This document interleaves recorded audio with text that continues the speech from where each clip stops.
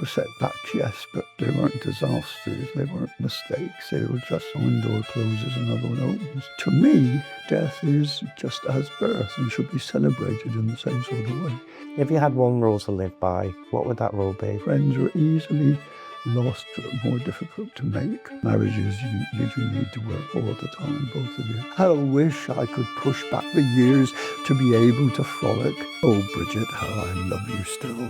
I cherish those memories, good and ill. That's the great essence, if you like, of existence. Do you think there's a particular secret to reaching 90, or do you think it is about the attitudes and choices that you make? Oh, I'm sure of that, but it was also to do with genes. Obviously, that's a part of it. I've always thought it was something to do with training. Training for PE at that time. I left school, national service, which was pretty vigorous, certainly part of it. Then straight into college, where again, you used to put a tracksuit on at the beginning of the week and take it off at the end, certainly when you were doing the third year, which was all PE. What does your daily routine look like? Some people need at least 8 hours sleep a night, other people less, kind of foods you eat, all those things. What's that look like? One thing is I felt that all right through my life, I've never really eaten between meals if I can help it. Through the war, we couldn't overfeed as children. We were brought up with that attitude towards food because we didn't have it in the sense, and we still carried that over. I think that's now gone. Yeah. I think things are far more accessible in general these days, aren't they? Well, there was more money anyway. We never went out to eat, for instance. A restaurant was just somewhere we might have gone on high days and feast days. The other thing is, I think I try and keep a pretty regular routine. I go to bed about the same time and I try to get up at the same time, and it seems to work pretty well. I don't look back. You said somewhere I've got regrets. No, I don't look regrets. I don't think I made any big mistakes. I was lucky. I've had a lucky life. I think the family has. But there were setbacks, yes, but they weren't disasters, they weren't mistakes, they were just, as I say, one door closes, another one opens. And I think there's that thing of being outward looking, accept what is. And if you accept what is, you're going to be reasonably happy. And look out and try and help people and see people's needs if you can. No, you can't do much of them as a resident maybe, but you can have a kindly word sometimes, and you can, and I think that's important, not just talk about yourself all the time, although I'm doing that now. Have some empathy for other people, and I think that's important. If you just stay all your time in yourself, yeah, you're going to get fed up. There's nothing you do about it. And accept that life's different. That's certainly, I can see from myself and growing up, that when I was younger, I was always looking at the next thing and the next thing, and didn't spend enough time being in the moment and content with actually where I was.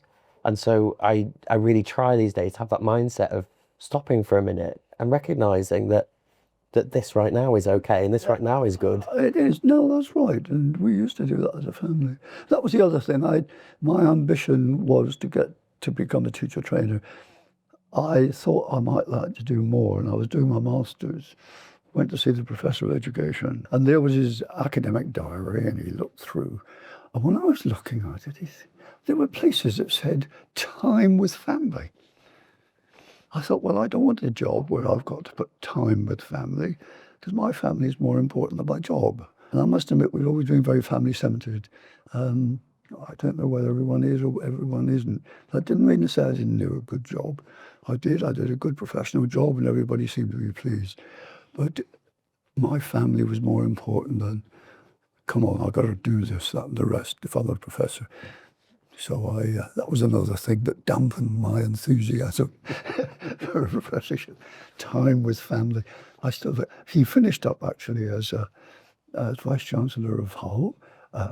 He had a sirship. And so for Bill Taylor, that was good. That was his ambition. But certainly couldn't be mine. You mentioned poetry, and you and I were talking earlier today about Dylan Thomas and some of his poetry, and certainly your alternative viewpoint on it. So would you mind talking to us about your poetry and that alternative view? I think creation is, as they say, there was a big bang, And the question then is what bangs? Nobody tells us that. If there is something beyond, I think that deity or that whatever it was, essence, whatever it might be, set up the system that we call evolution in a sense, which set up the system of creation, existence, and then extinction. It happens to us as individuals, birth, life, death, and it happens, and eventually it'll happen to this world, and whatever we do, it's going to happen. And if man isn't extinct beforehand, he will become extinct when our sun uses up all its hydrogen. And so that's the great essence, if you like, of existence. So birth, life, death. And so death, we always look at death as a sort of ending almost.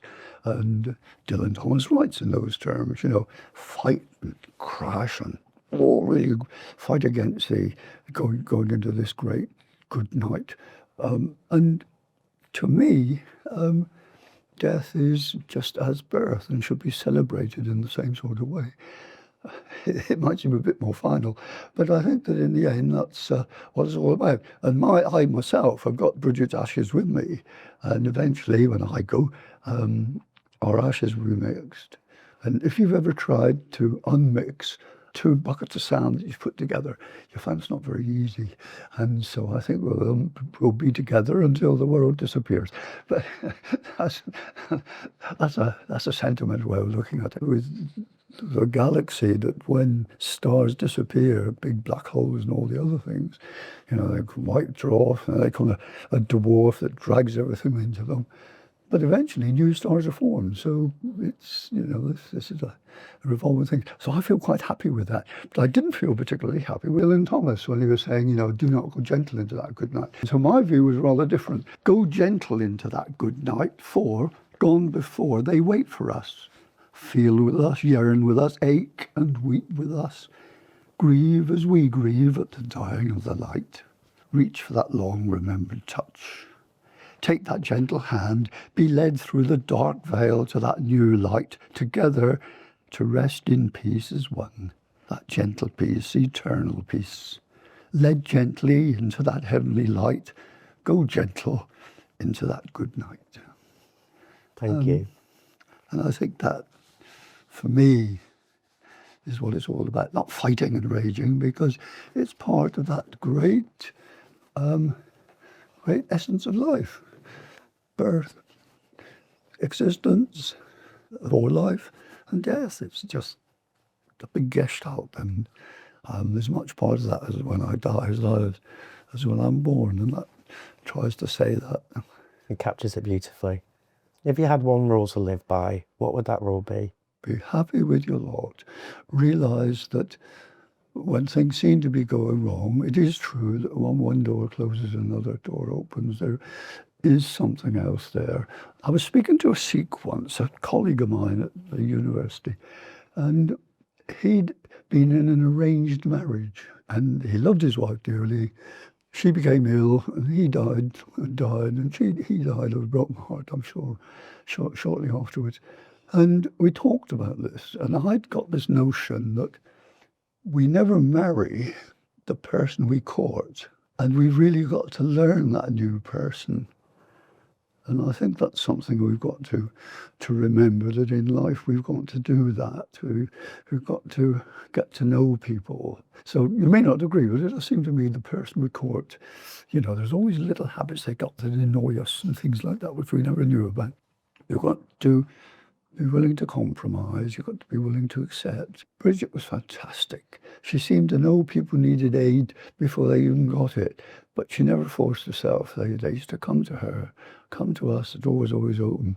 I was always astounded that so many people wrote that about her as well when she died, and I saw it more clearly then. Friends are easily lost, but more difficult to make. And I think that's important. And finally, I think you've got to realise that when people react to what you've said or what you do, they aren't reacting to what you've said or what you've done. They're reacting to their interpretation on what you've said or what you've done. Because of our individual little cultures, whether it's our family culture, the culture here, whatever it might be, and culture is shared understandings. because those shared understandings between us normally are such that they fit in with us. So we don't, in a sense, fall out with people because we do understand what they're saying. But if you don't, then suddenly you've got a clash, and it's very difficult to unclash it because I'm getting angry because of what the interpretation I put on what you've said. And it's so easily done. And again, friendships can be lost like that. So I think it's important to remember that. So you think your advice would be to take that moment, to take that step back and actually really interpret what's been said in the interaction? It's very difficult not to be involved in what's happening. Looking at something unemotionally, if you like. Forget how you feel about it. Stand back and say, now, what are the advantages of doing this? What are the disadvantages? People want answers right away today. That's a pity we don't think enough. It takes just as much effort to choose to be in a bad mood versus being in a good mood. And actually, a person can't put you in a bad mood without your permission. And I think that applies here. It's always, of course, easier said than done at times, but that's how I like to see living my life. Yeah, I think you're right. Tell me, if you could, how would you define love in your words? I think the romantic thing probably wears off quite quickly. And real love is accepting the things you don't like quite so much and the frailties that people have. And somebody who plays the violin told me once that sometimes when they were playing two notes, a third note appeared.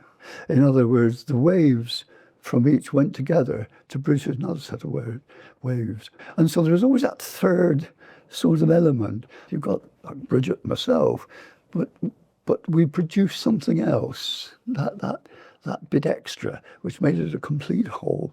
And I think a marriage is that and should be that. And when she died, unfortunately, some of that also went. But it's not a matter of romance and, it's all emotional. It isn't. It's getting on with one another, understanding one another, and we were 66 years, and friends, really. And as I say, it's very difficult to make friends. It's easier to lose them. And so therefore, marriages, you do need to work all the time, both of you, because you do get your bad patches. How did losing Bridget change you? I'm glad I took early retirement because it allowed us to do lots of things. We travelled Europe and went to see Bridget's sister in Australia, and I couldn't have done that had I not taken early retirement. So early retirement, I think in my case, although it means I don't have quite as big a pension as I would have had, I think that for both of us, it allowed us to do things that we wouldn't have been able to do otherwise. Once Bridget had gone, I was in hospital a bit. They found I had 3 slip discs, giving me, I got sciatica in both legs. And it's only paracetamol really that keeps us at bay at the moment. And I picked up this lung disease. But I'm still here and kicking, so it must be all right. I can still swear. So it can't be bad. How do you keep this mindset and this kind of positivity and spirit? Don't be unhappy, take it for what you are. And I think that's what you need to do. This was quite nice, the loved one. How I wish I could change the unchangeable. How I wish I could push back the years to be able to frolic, able to run, to be able to walk without aid. How I wish that my wife was still here with her smile, her wisdom and love, together to visit those places we cherished. How I wish I could change the unchangeable. But surely there are things I can change. Surely things to bring joy to my life. Her wisdom's still here to act as a guide, her good sense to show me the way. So why wish to change the unchangeable? Why wish to be what I am not? Let me look to my blessings, content with my lot, and wish for those blessings to flourish. I think that's probably some way in which I try to exist. Is there any decision that you've made in life that if you could go back and change I've it, been you thinking would? about this because I see them and mistake in the same way. I don't know. I think decisions were made for me in many ways. I try not to look back, but that isn't strictly true. Oh, why do I so reminisce, thinking of things that I so miss? Those faces, places, times of glee, of hills and valleys, dunes and sea. The lark ascending over dunes, his thrilling song so full of tunes, then suddenly his song will stop, comes down to earth with sudden drop. Rollers falling on sandy shores, with gale-swept spume, salty and more, as wind-swept sand makes faces sore. Those things I do so much adore. Oh, Bridget, how I love you still. I cherish those memories, good and ill. Your warmth and smile, your gentle kiss. Oh, now I know why I reminisce. It's beautiful. So these, I'm not sure that the poetry is very good, but I hope the feeling's there. The feeling's there, believe me. Yes. In terms of life lessons, are there any life lessons you could give to us as an audience that you might have wanted when you were, say, 25? I came out of Tesco. In the bottom of the trolley, there was a carton of cream which I hadn't paid for. So I went back to pay for the carton of cream. And the girl looked at me in amazement. She said, well, why are you bringing it back? I said, because I hadn't paid for it. She said, but that's right. I said, well, yes, but if you owed me £5, I'd expect you to pay me the £5. And it seems to me if I'm not honest, then I can't expect anyone else to be honest. And so I think you must be honest and honest to yourself and accept that maybe you would be caught sometimes, but I think you must be honest, because if you aren't honest in yourself, you can't expect it in anybody else. And I think I've also tried to do that, to be honest, and people get surprised. And I think today there are so many chances of being dishonest, serving yourself, coming out of the can, all sorts of things where dishonesty is almost built into the system. Schools seem to be so much bent on teaching things and facts, and whereas schools also teach you how to be a person, and that side, that more emotive side, tends to be forgotten, and that I think is a pity. And I think that's because the government's got stuck into education and see education in instrumental terms to get a job, but it isn't. It's character and trying to develop, and I don't think anything goes. And I think that we find it very difficult to learn where trust comes from today. But you must be honest yourself, because you can't expect other people to be honest if you want. And I think that's an important rule that you should live by. It's a simple lesson, but a really important one. Well, I think it is, but maybe a lot of people say, well, I'm daft. But I hope there are a lot of people out there as daft as I am.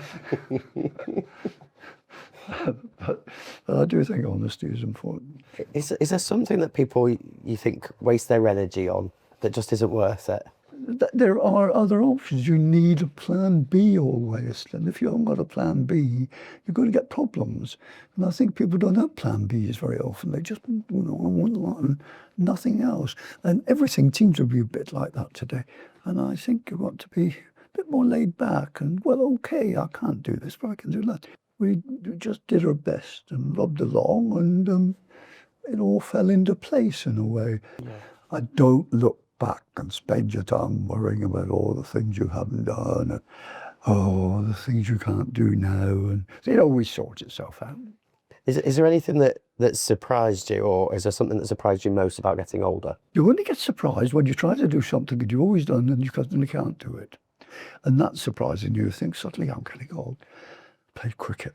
If the ball got to the boundary before me, I was a bit put out about it. So I was pretty fleet of foot. We had a game of cricket, the young councillors against the officers. But when it came to the fielding bit, I was all right. And I started to run. I suddenly realised I couldn't. And I think that's the sort of thing, those surprises, that suddenly you can't do the things you thought you could do. I'm much slower, and that's my lungs are giving me trouble, and I get breathless, and I can't walk as much as I used to. But that's getting older. And I think that's the secret, being thankful for what you've got. Yeah. Obviously, sometimes things aren't really going the way maybe I'd like them, but so what? Only try to change the things you can change. Yes. There's no point in trying to change things you can't. What made your life feel meaningful? Oh, my family, I think there's no argument. Marriage and family. I felt privileged to have had a government school education. I felt privileged to get into teacher training, to get a principal lectureship. What I did, I think I did well. I feel I don't want to be pretentious, but probably did give something to society, and I think certainly I tried to do that as a counsellor. I found out what my nickname was from other counsellors. Guess what it was? Go on. Conscience of the council. I was quite pleased with that. That's lovely. If you could give one message for the younger generation, what would it be? Well, I think I've said before, just remember that friendships are easier to lose than to make. Everything in the end comes down to trust, which comes down to some sort of friendship, but trust. But in the end, it comes down to this group or person being trusted to do what they've agreed to do, and the other person accepting it. And it's that element of trust at that very last minute, and that very last bit of the transaction, that you do believe the money I'm giving you isn't that counterfeit, or whatever it might be. There is that trust in the end. That's the important thing, that you yourself are trustworthy. In the end, you must depend on trust. And I think we sometimes forget that. And you will then be happy, I'm sure. Thank you so much. You were talking earlier about your privileged life and the privileges you had in terms of the experiences and the people. I feel privileged to have sat with you today, genuinely so thank you. Well, that's very kind of you. Thanks very much indeed. I'm not sure I'm worth it, but... Well, I think you are. Well, that's very kind. Thanks very much indeed. Thank you.